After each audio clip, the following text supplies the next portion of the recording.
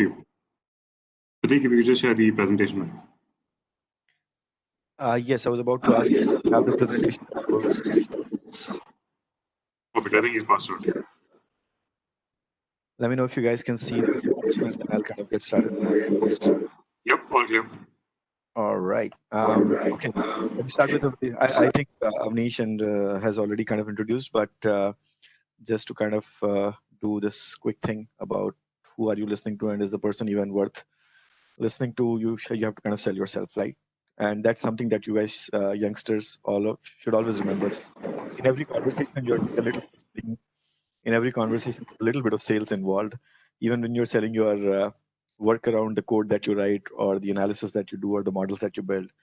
So I'm an economics graduate. I am an MBA from IIM Bangalore. I have been associated with a few companies.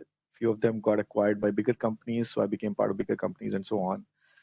And I've been fortunate to be in the space of analytics before it became so hot and buzzword heavy.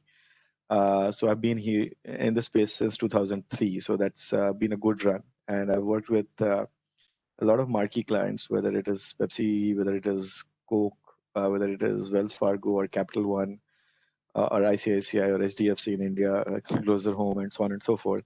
And across industries, across sectors, across geographies. So it has been a good journey, and I hope to be able to share some of that with you guys. But I think in that context, I will probably spend the next 2-3 minutes telling you what we do at Think and how that is closer to the fintech realities that you, as in when you kind of hit that career space, that industry, you might find interesting.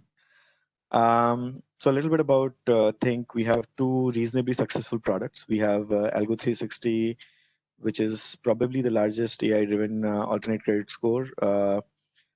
And there are 3 or 4 things in that description. So alternate credit score and AI, the 4 things that I think I would probably just spell it out in a little more detail. So alternate comes from the notion of what the businesses, the banks, the financial services companies, the lenders did not traditionally have access to as part of the process. So for example, if you think about a student's life, there is something which is defined as part of the curriculum, right? The textbooks, the course books, and so on. And somebody decides to go outside of it, sit in the library, figure out there are 3 other books that somebody can go through, or maybe these days, when you're going through Google, there are a bunch of things that you can refer to kind of solidify your concepts, right? So the same, that becomes alternate information from the traditional information that everyone else is looking at.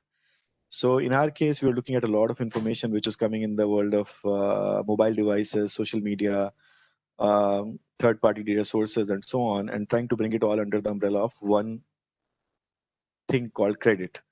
Now, credit is by itself a huge and an untapped industry within the broader financial services and fintech spaces in India. It is often discussed by old people like me that how underpenetrated credit, formal credit in India is, because if you think about the biggest data enabler within this industry, it's the credit bureaus like CIBIL or Experian and those kind of guys. But most of them legitimately can only provide coverage for about 30 to 35 or maybe 40% of the population on a given day. So it tells you how many people have not even touched the credit ecosystem as it exists. The third part about it was the score versus the AI part of it. Now, scoring as a technique in the world of analytics is kind of the extended version of how a college or a classroom scores us, right? They try to establish the notion of A is better than B and B is better than C. And a lot of it is relative, but a lot of it is also very, very absolute in nature. So when companies like us work towards scoring fundamentals, we try to come up with both the notions simultaneously. So relative grading, which helps us differentiate between 2 segments or 2 classes of loan prospects, but also kind of drawing some absolute guidances around who is a good customer, or when you do this, give this loan to a customer, would you expect a good risk or a bad risk, or what kind of risk would you expect? And the last bit is kind of more the way the industry is headed, the AI bit.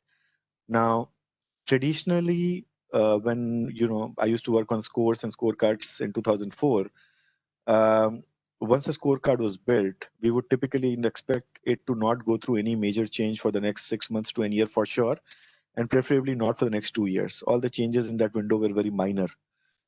So it's almost like saying that you've set up an equation where ax plus by plus cz equal to d. Now you don't change x, y, and z. You don't change a, b, and c too much in the short to medium term. But what has changed in the last few years is how you can use advanced, analytics and tech capabilities to kind of make that a lot more dynamic. So A can become A prime, or A can be replaced by, something totally different also if the broader guidance that you give to an AI model allows it to change that parameter. So just, it's the notion of imagining a 11-player team in cricket versus suddenly having a version where all 22 players can be rotated at any point in time if you just feel the need. So Tendulkar is batting, bad day. Let me just take him out of the equation and send somebody else. And that's kind of how a lot of the ML AI implementations in credit scoring framework are being tested right now. So that's Algo 360's universe, where we feel we have done some interesting amount of work with a lot of clients. The second bit is Quick ID, which is more with another realm of modern day data science, focused on computer vision and text extractions and natural language processing and so on. But the idea is to enable it to create onboarding experiences and do identity checks and fraud checks. So the idea with this product was that we were combining what traditional analytics firms have not done.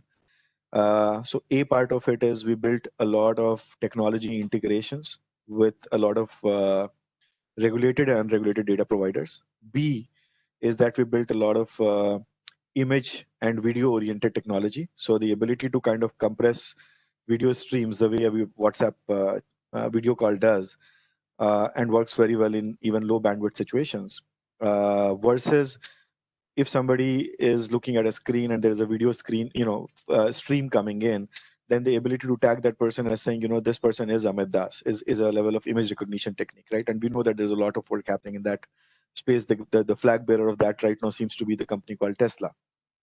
So a lot of that technology, a lot of that kind of combined into algorithmic interventions to say, when I have information coming in from 15 different sources, can I build a heuristic, a model, an algorithm that helps me decide that this is consistent information? That is, this is all the information about Amit Das.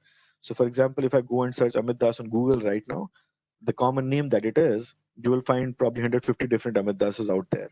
Now, how do you establish which of these is the Amit Das that you're really talking to from an image tagging perspective, from a resume tagging perspective, from a career profile and places I've worked and so on and so forth. So a lot of that kind of brought into how banks take decisions about risk is what Quick ID is all about. And we work with about 45 companies in India right now on that aspect. So ICICI IDFCs of the world versus the Zest Money, etc., or the quick Crazy Bee or Credit Bee kind of fintechs versus the NBFCs like Aditya Birla Finance and so on.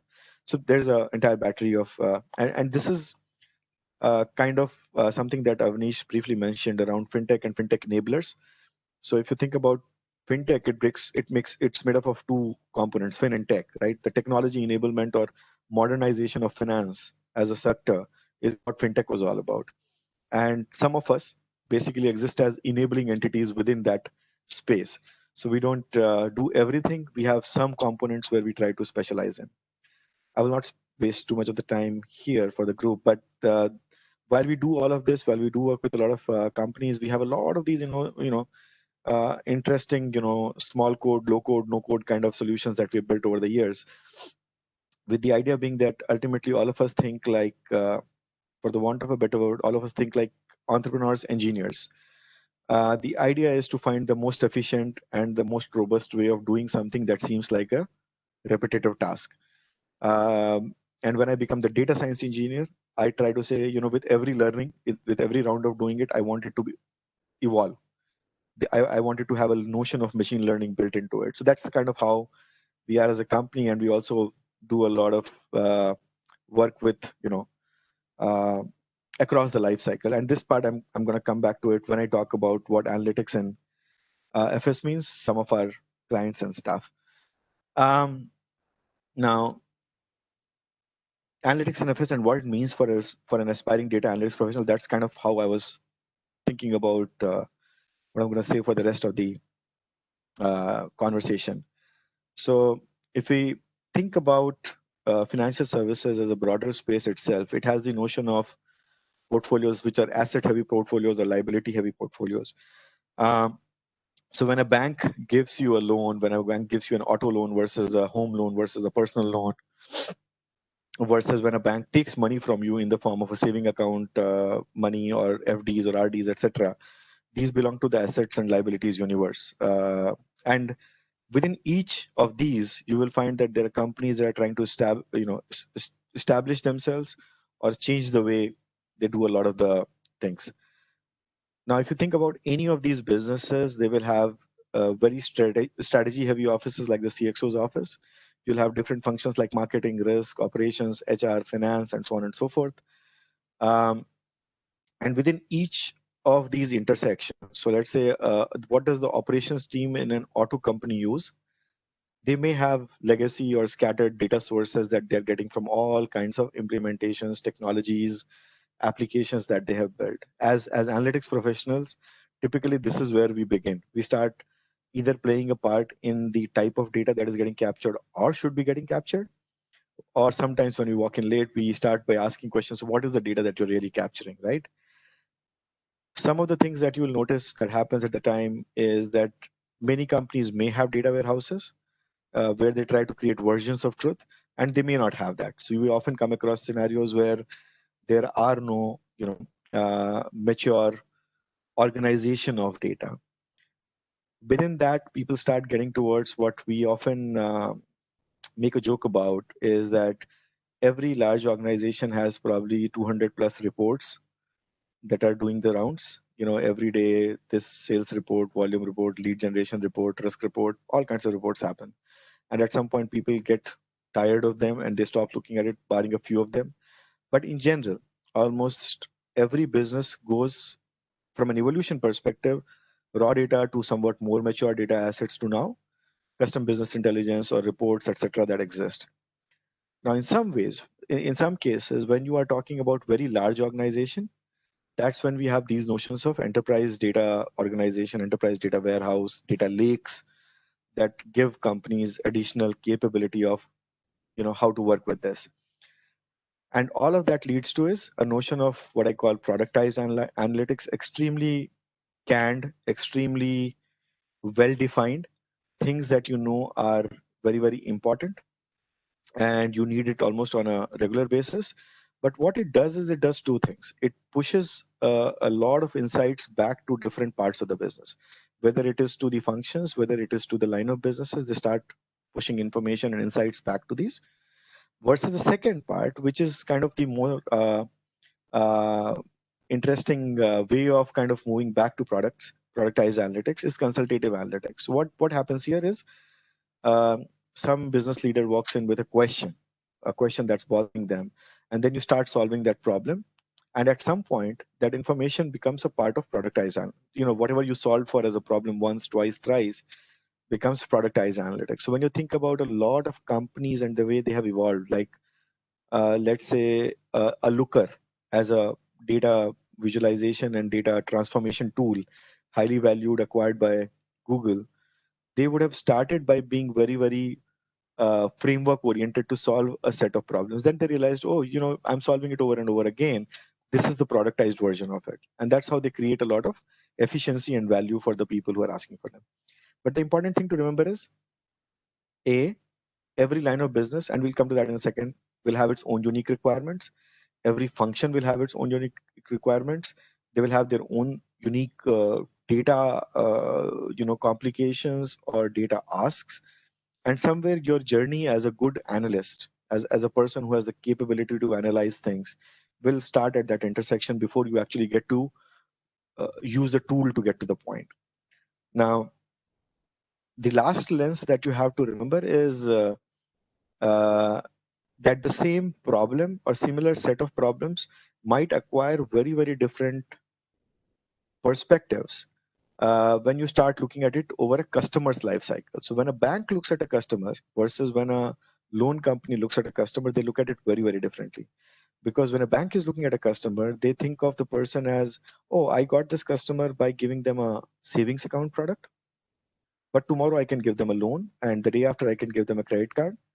And they are thinking about engaging differently. They're trying to think about a portfolio of offerings versus a small loan company, let's say like a Credit B, when they acquire a customer, they look at it as, okay, I've given the first loan. Now, at what point can I give the second loan and the third loan and the fourth loan and the fifth loan and the sixth loan and the seventh loan? That loan itself can be, I started with unsecured personal, where I basically give you a loan for your personal needs without asking for a guarantee. It can also become secured loan, where you say, if you want, and one of the great classes of secured loan in India, interesting classes of secured loans in India is gold loans, for instance, where people pledge their gold and take money instead of it, and then they return the money and take the gold back, because gold is a very, very emotional topic in a lot of different parts of the country. But the notion of what you do, what kind of problems you solve for, will change depending on which life cycle, which life stage of a customer are you looking at. Now, how does that translate into problems that you actually get to work on? So all the models that are behind the scene, all the analytics that is behind the scene, gets really looked at from the perspective of the value it can deliver. And value comes from the specific business problem. So example is, if you can identify from a growth perspective, strategy perspective, if your model, if your work can help identify new markets that a company can go into, it will generate a lot of value for those companies, and they will be happy to kind of take your model, work with it, pay you for it. As against that, if I think about a general credit risk kind of a world, I would say companies are looking at, there is nothing wrong with even giving loan to somewhat higher risk customers if I can price it appropriately. And with no offense to any part of the country per se, but there are specific geographical areas within the country or within a city, for instance, which are deemed to be very, very high risk. So traditionally, for example, certain parts of Dharavi in Bombay, or Dharavi in general in Bombay, was considered to be a very high risk area from a lending perspective. And very intuitively, a lot of credit card companies stopped issuing credit cards if you have a address which is in Dharavi. They said, risk is high. We can't collect our money back if we give loans, and the loss is too much. We don't want to play in that thing. But then somebody kind of also has taken recent Windows calls which say, if the risk is high, I just need to price it appropriately. So instead of giving a loan at 12, 13, 14%, maybe I should give a loan at 21%. And they are trying to see if that can be made to work, because then even if I lose money on X number of people, the rest of the people will offset the losses that I'm making. So that model, which would have identified what the opportunity and the pricing opportunity within that high risk segment is, could be an extremely valuable model. So what you see here are some examples of, the different way we as analytics people sometimes construct the problem statement, and we start looking for what kind of information, what kind of data, what kind of modeling technique, etc., will help us solve. And all of this, we are still operating largely from the business side of the equation. Now let me take it to a little bit of the other side of the equation. Now, once you've defined what the problem is, the problem by itself can be solved using hundreds of different techniques, and there is no end to it. So one of the things that we get often very interesting responses to is, if you had, when I used to take interviews in 2006, for example, for potential candidates in the financial services analytics kind of space, I would ask them, credit cards industry, what kind of model would you build? And almost like a rote, everyone would say, I'll build a logistic regression model. And then you say, why would you build a logistic regression model? Because there is a binary outcome, two outcomes, 1, 0. Logistic regression helps in those scenarios. And then you would just to throw a curveball, you say, but the essential loss on each of these binary outcomes is different, because somebody might run away with 50 rupees, somebody might run away with 5,000 rupees. When you do a 1, 0, you are not factoring in the loss that actually happened. So will you change your model because of that? And that would stump them, because they have been so married to the idea of logistic regression is the right answer for credit cards, that you somewhere lose perspective on, what changes. So an extremely important exercise as aspiring professionals is always to say that I understand a wider gamut of things. I can bring the right tool to the trade depending upon the exact specification of the problem. If somebody asked me to differentiate between good people and bad people, maybe logistic regression is a great baseline model. But if somebody asked me to calculate the potential loss forecasting, I would have to have something else. I would probably want to, maybe do a notion of life cycle curves or survival analysis as to what does loss mean if somebody leaves within 6 months of taking a loan, within 12 months of taking a loan, within 18 months of taking a loan, because for 18 months means 17 months they have paid money. Maybe I have already recovered most of my cost, and so on and so forth. So if you keep your broader approach same, then you can pick the techniques that matter. But there is a significant investment that goes into what I call understanding what is out there, what kind of innovations are happening, what kind of new models are being using. So to give you guys an example of a US project that we did some time back, the conversation started with within oil and gas industry, and somebody wanted to know if we can use sensors data to predict if a particular oil well will shut down because the machine will become faulty. So it comes in the realm of predictive maintenance. But the models that we really researched to solve that problem came from specific nuances of how fraud is modeled in financial services industries. When you are swiping your credit card at hundreds of places, suddenly for one of the cards, you might get a call from the fraud containment unit, which says, have you done this transaction? Because it seems like an anomaly, as we call it. So we started researching what was happening in the fraud industry, and we came up with a list of 10, 12 different algorithms, and there were some really interesting approaches around which nobody would have told us on day one around cluster analysis and how, if you visualize data in a multidimensional plane, anything you can construct planes that look different, right? A plane can be a cone, a plane can be a cylinder, in an n-dimensional universe, and anything that is outside the cylinder is an anomaly. Anything that is outside the cone is an anomaly. So you start dimensional plane which takes a certain shape, and you say anything which is on the shape is normal, anything which is outside the shape and by a certain distance is an anomaly. Similarly, we came across something which is used in signals processing called Boruca algorithm, which is used by smart grid oriented work to say how electricity should flow from point A to point B along a grid so as to minimize the losses.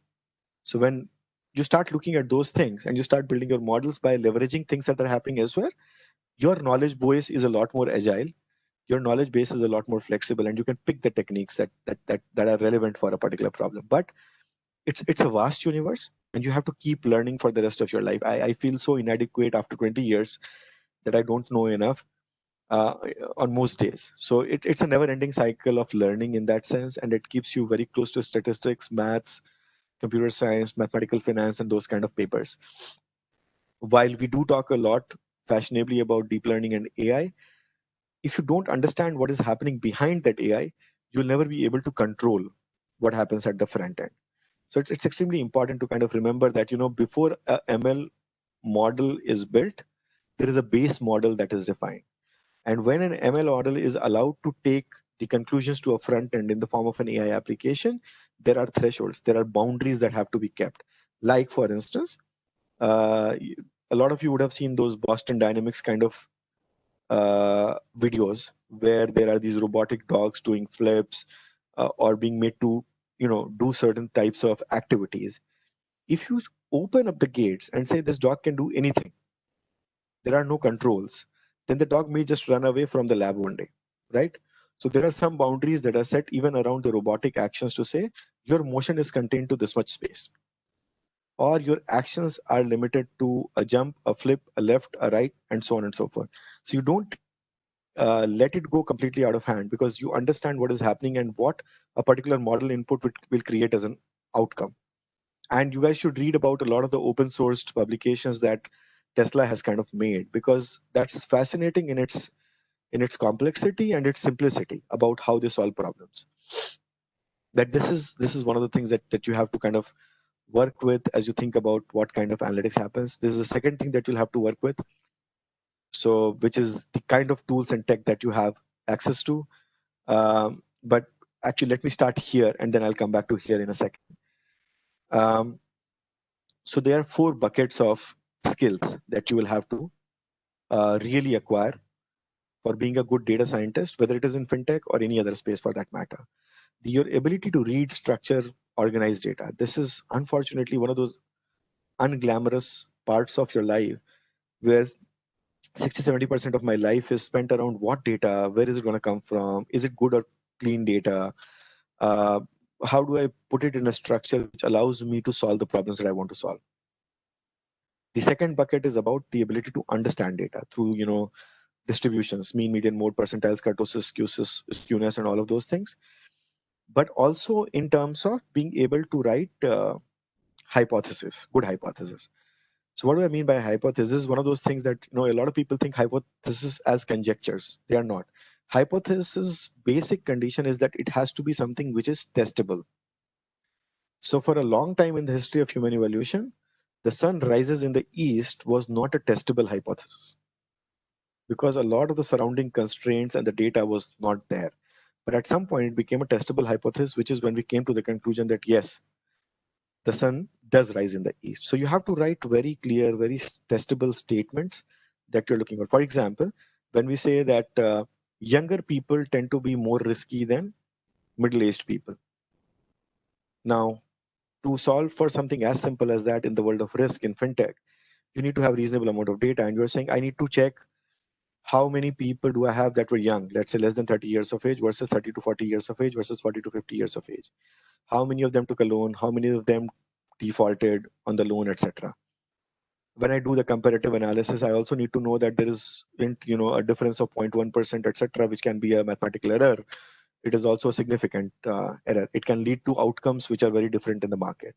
So writing good hypothesis, writing testable hypothesis, converting those tests, hypothesis and the tests into data that can be collected and organized, and analysis that can be done in a meaningful way is what kind of analytics is all about. But one exercise that I find interesting as an exercise is, and I leave you to think about it. It's my favorite, auditorium kind of exercises that I do. If I were to ask you, whichever college or university you go to before COVID happened, if I were to ask you to estimate the number of crows in that campus, would you be able to do that? Would you be able to put a structure on it? Would you be able to lay down the hypothesis which will lead you to that number? Do you think it's a function of the waste? Do you think it's a function of the unpopulated areas? Do you think it's a function of the amount of greenery on campus? Do you think it's a function of average density of people on the campus? Do you think it's a function of, where the mess is versus where the living areas are, and so on and so forth? When you start thinking around, these are unidimensional or univariate questions. That dirtier places, more crows. More trees, more crows, and those kind of things. But when you think about it in an n-dimensional plane or a multivariate hypothesis, you said dirtier places in a forest may attract lesser number of crows than dirtier places in a city area. And then you start kind of building your hypothesis or your mathematical equations into multivariate equations. And when you start solving for multivariate equations, that's when you have arrived as a true data scientist. The third bucket of knowledge is around understanding the maths and the statistics behind how you can model the outcomes, right? Because you're always looking for the so what, the outcome. If I write an equation, what will happen? Will I be able to drive the profits up? Will I be able to bring the risk down? And those kind of things. Or will I be able to predict? Will I be able to give a probability of default on someone? Will I be able to give a probability that Amit Das will come and deposit 50,000 rupees in an FD next month? Those kind of outcomes, before you get to that, you need to understand what kind of models, what kind of equations will help solve for that problem. And this is where it's a diverse world, because some of it can be done as a simple linear equation, ax plus by equal to c, and some of this actually takes the form of very, very complex calculus kind of equations. But you have time and you have resources available in the form of several papers, Google search, etc., etc. You don't need to mug it all up. You don't need to necessarily know everything today. the idea is to make sure that your fundamentals of numbers and stats, maths, basic problem solving equations, that is solid, and you can build on top of it. And the last part, which is where a lot of energy is spent, is the tools of the trade, right? Whether it is on the programming tools such as Python and R, which are right now really huge. So if you're thinking about what should I learn to start my career in the data science space, I would say the first thing you should start learning is Python and R, and the second thing you should start learning is the first bucket, which is the data part of it: databases, data engineering, data plumbing, and those kind of things. And the last thing I would leave you here with is that uh, there is a particular juncture where you become too confident of your knowledge and you stop quality checking your work. But the space that we inhabit as analytics and data oriented professionals is very, very sensitive to minor errors of data. So you have to learn to audit or quality check your own work. You have to have frameworks to quality check your own work. So I always, there's this great puzzle out there which talks about, I went to a restaurant, I gave $30 to there were three of us, I gave $30 to the server. The server came back and said, we are giving you a discount. So he returned, some rupees back to us. So we gave 1 rupee to the other guy as a tip, but the numbers don't add up if I look at it from this side, because 9 3 are 27, 27 plus 2 rupees is tip. So where did that 1 rupee go, right? It's a classically convoluted QC approach to problem. But it's a very famous puzzle available on the internet, but you have to have your frameworks for quality checking your own work. Coming back to where this was like there is too many tools out there. And what I learned the hard way as a young professional was that I thought there is an either or world, that either I should go too deep into being just an R professional and nothing else, or just a SAS professional and nothing else, or I have to know everything that is out there, which is the problem of spreading yourself too thin. The answer is exactly, neither of the two. If you pick one or two languages really well, the chances that you will be able to pick a third and a fourth really easily and relatively easily is very high. But as a data science professional today, I would say that you should not get married to one particular tool or tech. There is new innovation happening literally every quarter that upends everything else that we knew about the industry. Similarly, on the databases side, a lot of us grew up with Oracle and Teradata kind of databases. And right now, I can't have a conversation about them even in the fintech space, because most of them want to know more about Redis and Redshift and Azure Data Factories and blob storage and MongoDB and so on and so forth. So if I had been too married to the idea that all work should be done on Oracle database, then I would not have taken the pains to understand what the other part is. But I also realized that it is not as difficult as some of us would like to make it sound if we keep our fundamentals solid. The third thing, which a lot of people do not over-invest in, I would say it's a good area to over-invest in, are the third and fourth bucket. So getting into the visualization tools, because visualizations make our imaginations come alive, right? When we're trying to understand a business, sometimes, some of those charts and those tables and those pie charts, business newspapers do a really good job of. They really help us understand what's happening, right? Think about the election coverage during national elections. There's so many pie charts and so many bar charts and so many color coded heat maps and stuff that really help us understand what is happening in the election. And similarly, this is one place which is very, very optional, but I think it's a great thing to know, is when you can take your body of work as an analytics professional to the front end application, when you can take it to the implementation layer. So in the late 90s, 2000s, etc., there was a distinction between the one who was analyst and the one who was the implementation technology professional. And we would often hand over our pieces of models to these technology teams, saying, can you guys please implement this? Here is the code or the pseudo code for it. And then they would take their own 3 weeks to kind of go through it, implement it, test it, deploy it, etc. But increasingly, a good data scientist has reasonable enough understanding or the ability to convert it into implementation heavy codes, or work with the implementation teams to actually go down the path and implement it, because that really gives you a feel of the difference between the ability to say, get me this data, versus the ability to actually go and get this data from a front-end application. a common example of that is a lot of people tend to complain about Amazon's recommendation layer, right? They have so many engineers, so many great people. Why can't they get my recommendation right? Right? People like you who bought this or products like this. It seems so weird. But when you start understanding what it takes to build a model versus what it takes to implement that model, you start understanding the complexity as to why having a very, very heavy model at the front end will kill the entire user experience. And that's why they have to scale back and not do a lot of things that they would want to do. Right? The last thing I wanted to say, and then I will probably, leave it for more questions. And if there are things that people have as things they would want me to probably talk a little more about, would be all of this starts with the chart on the left side, the circular chart that you see on the left side. This was very, very popular in the late 90s, early 2000 kind of a thing. It's called the CRISP DM, CRISP data mining kind of framework. I think G came up with it. But it basically said that almost all good analytics projects have to follow this broader nation of first understanding what problem are we solving, then understanding what is the data out there that can help me solve for it, then really spending a lot of energy preparing and cleaning up that data, then modeling it, then evaluating the model itself. And once I have kind of done that, it will often lead to one of two things. It will either be too good and it can go into this deployment phase, or sometimes it can question the fundamental business understanding itself. And I will come back to it. I will go back again the full circle and change it.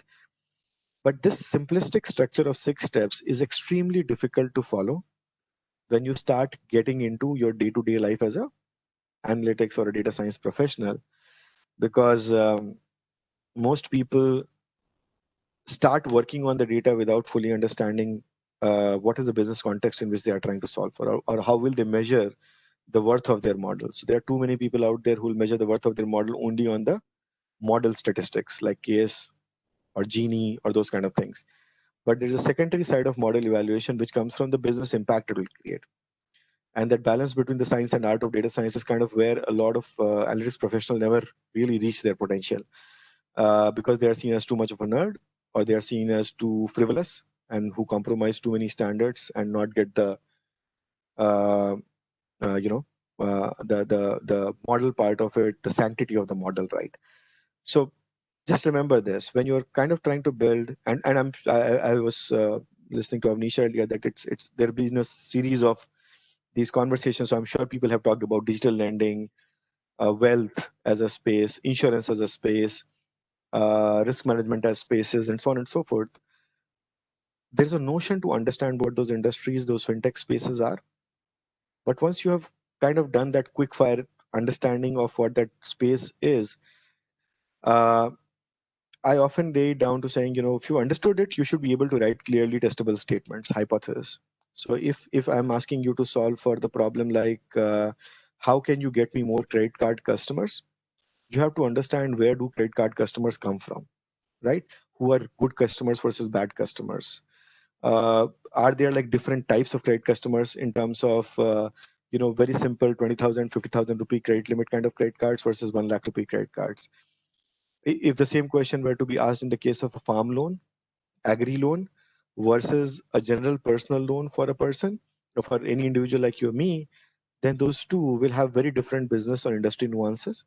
If you understand that, you should be able to write simple statements. Like basis my understanding of the industry, X areas are more riskier than Y. X demographic segments are more risky than Y. X income levels, X disposable income levels are less risky than Y disposable income levels. People who are already living from, people who spend 90% of their salaries on basic necessities like rent, utility, etc., will find it difficult to service a new loan. People who have multiple addresses on their file will be difficult to collect money from and hence will be high risk people. People who have defaulted on a loan in the past should not be given a new loan, and so on and so forth, and so on and so forth. So when you write those testable statements, you can go hunting for the data, you can build a model, and you can solve for those problems. But if you don't get the first part right, the later parts are kind of, I call that your models often become subservient to your understanding of the business. So that's extremely critical to understand. from what kind of things are possible, etc., etc. But I'll take a pause. I've been talking for 35-40 minutes, but I want to kind of keep it either here or here, whichever page kind of makes sense for people to kind of look at a little more. But I'll be happy to take up any questions, answer anything that you guys want to understand better. Thanks, Amit. I think that's been really helpful. It's really interesting looking at, like you mentioned, A, from a business value chain and customer lifecycle perspective, and B, also from a overall model building standpoint. Both those views are extremely important for people to understand. I was also going through the questions, and interestingly, there are a few questions around the theme of alternate credit scoring and decisioning. So I'll probably combine a few into to ask you the first set. And let's maybe look at it from the perspective of the next slide you showed about the whole flow of data to model building to insights delivery and the different models that can happen. So one of the questions is, and maybe club two together and then you can start. One of the questions is around, particularly with people who are thin file customers who have little credit bureaus data, what is the role of, what are the innovations from a data perspective? Because that is the starting point, like you mentioned, for analytics. Yep. To build such a model. That's question one. And question two is, once you have the data you need, what are the different modeling methodologies that you'll use when you're looking at alternate credit scoring as a particular use case? Sure. So let me break the problem of what we do, for example, in alternate credit scoring down to 2 or 3 or 4 different buckets. So the data itself, now imagine 3 or 4 different sources, right? The first is, if I were to ask you that potentially ICICI Bank application, mobile app present on your cell phone, what kind of information do you think it has access to, right? It can have potentially, with your consent, with your permissions, it can have access to what kind of device you're using, whether it is a Samsung higher end model or a Xiaomi, some in the 10 to 15K range model, or a 6 to 8K model, or a 25 to 30K model, and so on and so forth. It can also probably figure out the generation of the device itself. It can also check your location pings over a long period of time, saying that 70% of your pings currently in the last 6 months have been on this address now, or this broader latitude, longitude. It can also potentially check a lot of your institutional messages. So this person gets a lot of Amazon deliveries as per the SMSs. This person also gets a lot of, it has a relationship with ICICI as well as HDFC, is what I understand. I just want to kind of understand what your bank alerts are, bank's savings are. I may also know that you recharged your phone a few weeks back, or you paid a postpaid bill of 201 or 241 or something like that a few weeks back. It might also tell me how much of your time you're spending on watching YouTube videos versus TikTok versus anything else which is fashionable these days, from a data consumption perspective. So if you think about that one piece, that one relationship that this bank has with you through the mobile app, it generates a certain volume of information. Now imagine the second top-up piece of information, that you go ahead and like the ICICI Facebook page, or you give them access to certain pieces of information around your Facebook feed. Now suddenly they have a certain understanding of your network, your interests, the broader areas that you are kind of posting about and things like that. If I also combine with some of the third-party players, vendors, I may get a notion of your electricity bills and your recharge history from a cell phone company and so on and so forth, even if I do not present on your device. I can also look at your LinkedIn profile potentially to say that this person has 3 certifications and 5 recommendations and 5,500 connections and whatever else, right? So there's a lot of this notion of what information is out there that can be collected. When I think about a company, the notion of alternate information can include registrar of companies, collects and stores, let's say, annual returns of these companies. So we can potentially download those kind of things. So this is all alternate data. Now you have to build a lot of interesting, what I call data plumbing or data engineering kind of capabilities to be able to harness this data, which can include very, very strong capabilities around text and NLP. Text analytics and NLP, because you are looking at unstructured information that you convert into pieces of data that can be used in a credit scoring model. So for example, if I collect a history of your location, or if I collect a history of your account device information, I know that you are running 4 different SIM cards. And you'll be surprised at, how that behavior links to fraud and not paying up the loan. But you are running 4 SIM cards and you keep moving between them. So you have one number which is constant, but there are this slot 2, which is used by 3 different SIM cards. Maybe by looking at your messages, I can figure out that you typically spend about 6,500 rupees on Amazon. Now, for most of us, it does not seem intuitive, but I can tell you that 6,500 spent on Amazon, 8 out of 10 times is discretionary spend. It's not the spend I need necessarily for my day-to-day needs. It's stuff that I buy online because I'm getting better deals and I can actually wait for 2 or 3 days to get that same thing. And I don't walk up to a shop to get it, right? For some people, it has moved to a habit of buying everything online. But that notion of what your disposable income is interesting. So, but to do that, I will have to parse that message to collect what? Where did you spend? When did you spend? How much did you spend? What did you spend the money on? And if you think about it, that's one single message provides like 5 or 6 pieces of information. It's your ability to accurately decipher that information, which is in the realm of text analytics. Your ability to run a very, very sophisticated data processing engine, which can sift through, thousands and thousands of such data points and create what may look to some people like a bank statement, is very, very complex as a process from a data engineering perspective. Once we do that, we get into the first level of distributions and reconciliations, right? To say, you know what, these 30 transactions are duplicates because the same message has been delivered twice. These 40 transactions are intra-entity transactions. For example, Amit Das transferred money to his own ICICI account from his own HDFC account. So he did not really spend that money. He moved the money around into his own relationships. So that's your ability to kind of do the reconciliations. Then we start building models. Now, almost as a evolutionary process, when we started, we built a logistic regression model to kind of identify good, bad people. When we started breaking the model down into what it means for different classes of loan products, we changed the model significantly because small ticket loans and large ticket loans are very, very different from each other.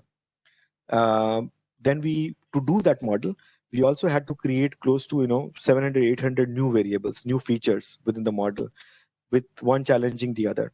When we started doing that, we got to the next stage of, how do I take this first baseline equation? I have 6 challenger models. How do I build a ML model library where each model is getting challenged by the remaining 6 to decide for Amit Das, model 1 works better than model 2.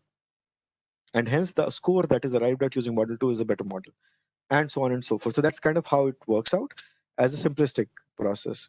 But of course, there's a lot of it around the kind of algorithms or the toolkits that you'll use from an end-to-end implementation perspective. Does it answer?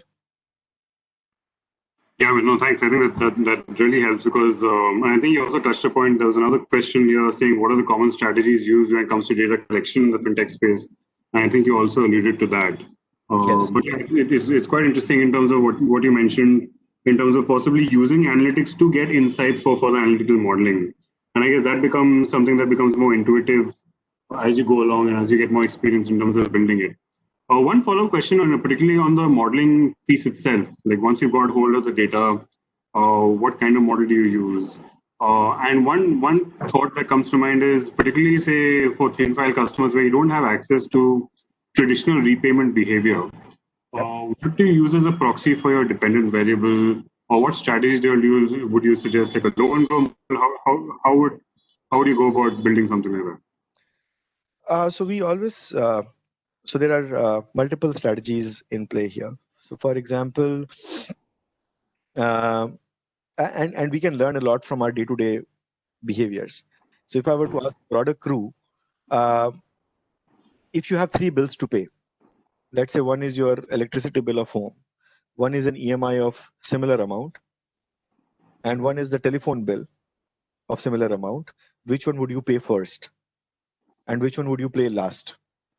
The answer that you traditionally get to hear is that the electricity bill has to be paid first, because that's something that affects the entire family in one go. For example, and I'm just using a theoretical, parallelism to draw, where will you find the default information kind of a story. But if you actually tell people that, what is the relative cost of these decisions, invariably we, at least in the Indian context so far, the EMI gets deferred, but the electricity bill does not get deferred. The fact that I still need to recharge my phone for 99 rupees or 249 does not get deferred, but the EMI that needs to be paid might get deferred because I'm somehow either not aware of the cost of deferring it, or I believe that these two are more important, right? Like just like my grocery is more important to me.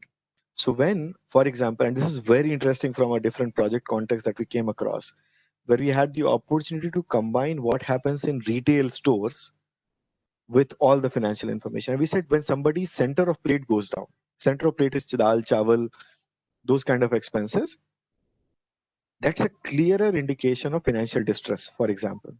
And this person is very, very likely to default on whatever their EMIs are. So when we were starting to build the depthwares, we basically experimented with hundreds of these scenarios to find, you could have defaulted anywhere else. You could have a proxy bad event, like a check bounced or your average AQB went below a certain threshold. Or it could be that you did not you stopped recharging your phone by the same amount and you cut down that number. Or you bounced a check, or there is a particular SI that you were maintaining for 5,000 rupees this month, last 2 months, you've not done those SIs. We started looking at a lot of these potential scenarios to say what can be a comprehensive library of negative events in a person's life, or adverse events that we can find, and we can see the drivers of those events. Because essentially, as the loan giver, in the alternate credit and lending kind of scenario, I am like literally the last priority of the guy. And hence, either I have to become the first priority by showing up at the gate first, or I have to pick situations where I can really not find myself in a corner. So that's kind of how we've come up with, so our current model actually, depending on the portfolio that you're talking about, has 3 or 4 depthwares for each portfolio. And only one of them is getting matured by the inputs we get from a bank or an NBFC. So when they start providing, you go live and then you start collecting a lot of performance data around loan repayments. That's the best possible source. But we kind of do backdated simulations. So this is another concept in analytics that works very well. It's a tenurization of the customer. So tenurization, one of the simpler ways to understand is if I were standing in January 2018, what would Amit look like? Versus if I were standing in January 2019, what would Amit look like? Versus January 2020, what would Amit look like? So I create 3 snapshots based on the same 3 years of data, and I kind of bring them together. Now these are 3 different customers in some ways, right? And they provide me 3 different set of insights. So there are a lot of these techniques around playing with the data that you can work with. Perfect. No, thanks for that. I'm going to segue into, I'm conscious of time, and we fit in a couple of more questions. I'm going to focus more on the skills and career side of the story. And you had already alluded to some of that from the slide you had shown. So one question come out is, and this has been a theme which we've seen in the past as well, where I think you've alluded to how there's a need for some level of technical understanding of tools when it comes to building or data management or insights delivery. But the other side of the story, which I think you also stressed, but just to bring you in again on that, is the importance of really having a strong hold of the functional side. Like traditionally, the whole data science versus business analyst roles have tended to be complementary but separate. But I think the lines are now blurring, particularly in the fintech space. So do you have any thoughts on that in terms of, so as of now, particularly in the fintech area? Yeah, good. So this is an interesting point that you made about business analytics versus the traditional data science heavy fintech heavy career paths. I think the reason why fintech career paths are the way they are is because they're also evolving as companies as scale.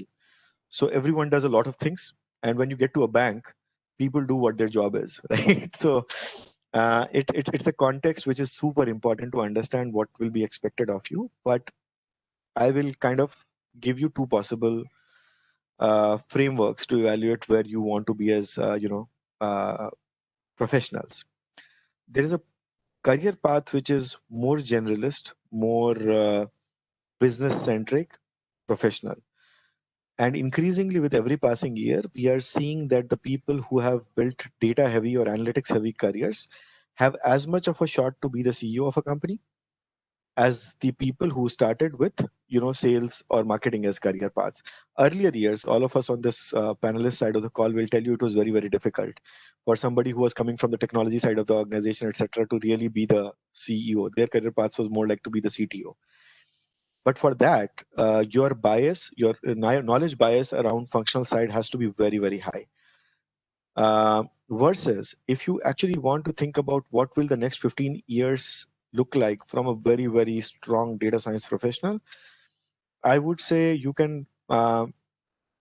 need to focus very strongly on the other aspects, the data engineering versus the modeling and the ML part of it, at the cost of functional a little bit, because in more cases than not, you'll be able to work with the rest of the stakeholders in the organization and understand that part. But you guys are young. For most of the people, I would expect the attendees list is very young. You have the time and the space and the physical and the mental capacity to kind of work the grind, as we call it.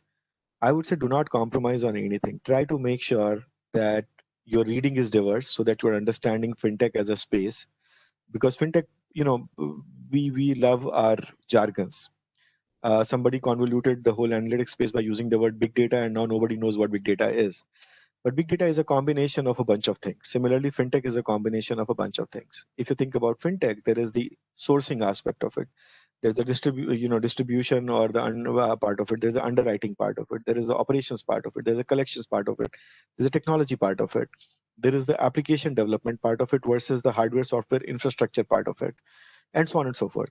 When you're trying to understand the space you're working in, you have to know more things than less. That's the first part.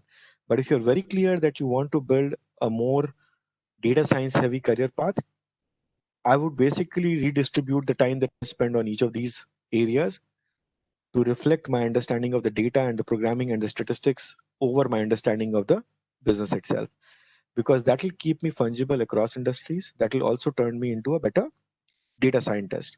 But I will not become a good business analyst. I will not be seen as an equal to the business side guys till the time I understand business. Even today, as a third-party company that works with so many of them, our relationships tend to be of 2 or 3 different kinds. There is a very equal relationship where we walk in like consultants, and Avnish, Pratik have a lot of experience doing that, where we are seen as counterparts to the business, and we just have a different specialization. There are scenarios where we walk in as product guys, like Algo 360 guys, where people take our product and their risk and underwriting teams work through the rest of it. Your relationship with your organization, with your fintech organization, will be very different depending on where they slot you. But if I mean, across the 10 years, I wrote a long post about it a few years back. I maintain that you should try to be a complete professional, a 360-degree professional in your life, and you should understand all the nuts and bolts of the fin as well as the tech, and then decide which part of that ecosystem do you really want to specialize better in, because you'll always be better placed in ability to come up with more practical solutions around whatever you're doing. The resources are immense. The toolkits are diverse. Don't get overwhelmed by them. If you pick 1 or 2 well enough, you'll be able to pick the third one easily.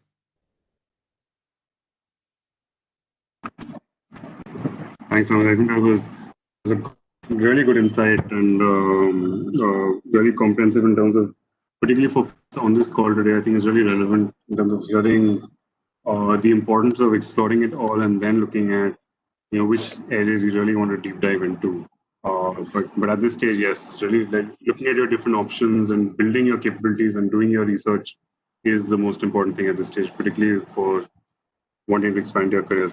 I would have loved for this conversation to keep moving on, but unfortunately we're over our original 4 o'clock slot. But just want to take this opportunity again to thank you. Really wonderful conversation, really wonderful insights in terms of the perspectives you drew, both from a business perspective as well as from a technical perspective for the analytics journey.